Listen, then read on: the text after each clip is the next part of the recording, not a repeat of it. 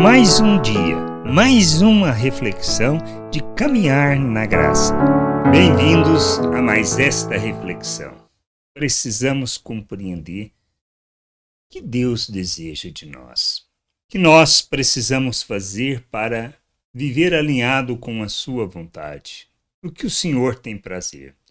São aspectos que a gente precisa compreender, pois muitas vezes nós queremos fazer coisas para Deus, mas não é o que Ele espera. Não é o que Ele deseja e nós precisamos ter o entendimento adequado para vivermos neste mundo segundo a vontade de Deus, revelando aquilo que Ele deseja de nós. E é coisa nova? Não. A gente precisa entender que Ele sempre expressou isso desde o Antigo Testamento. Isso não está só no Novo Testamento, mas também no Antigo Testamento.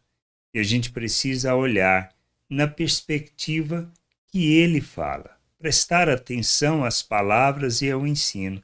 E temos o caso de Saul. Recebeu uma ordem para fazer uma coisa, mas ele não fez tudo aquilo que Deus tinha pedido. Ele fez o que ele achou conveniente. Era para ele ir e aniquilar uma certa região, os povos e tudo que tinha lá. Fez ele isso? Não, ele não fez. Ele preservou o melhor dos animais para sacrifício a Deus e tinha preservado o rei daquele lugar. E o que diz Samuel quando encontrou com ele? Diz lá em 1 Samuel 15, 22 a 23. Isto só para a gente entender que essa realidade nunca mudou. Porém Samuel disse: tem porventura o Senhor tanto prazer em holocaustos e sacrifícios, quanto em que obedeça a sua palavra? Eis que obedecer é melhor do que sacrificar, e o atender melhor do que gorduras de carneiro. Porque a rebelião é como o pecado de feitiçaria, e a obstinação é como idolatria e culto a ídolos do lar. Visto que rejeitastes a palavra do Senhor, Ele também te rejeitou a ti para que não sejas rei. Isto Deus não mudou.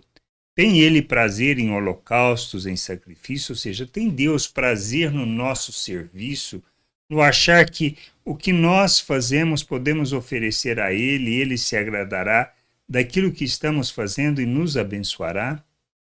Não, isso que a gente precisa entender. Deus não tem prazer em que nós façamos o que achamos que é conveniente, o que é melhor e que a gente preste serviço a Ele. No caso de Saul, oferecer sacrifício, oferecer holocaustos. Não é o que Deus quer. O que Ele deseja? Que nós obedeçamos, que aprendamos a atender os seus pedidos, que nos submetamos à sua vontade, que andemos segundo os valores do reino de Deus, que pratiquemos a sua lei, ou seja, que andemos segundo a sua vontade, obedecendo.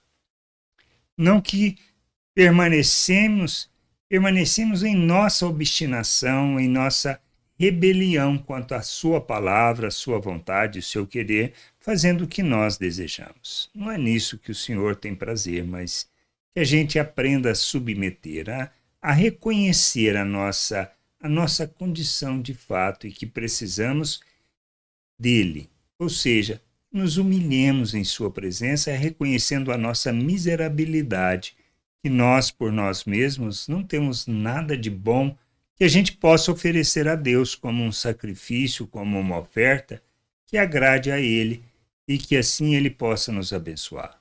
Precisamos entender isso. Ele nos chama para que a gente viva seu reino, sua vontade, para que nos submetamos a Cristo, para que vivamos segundo o modelo, o ensino, em obediência.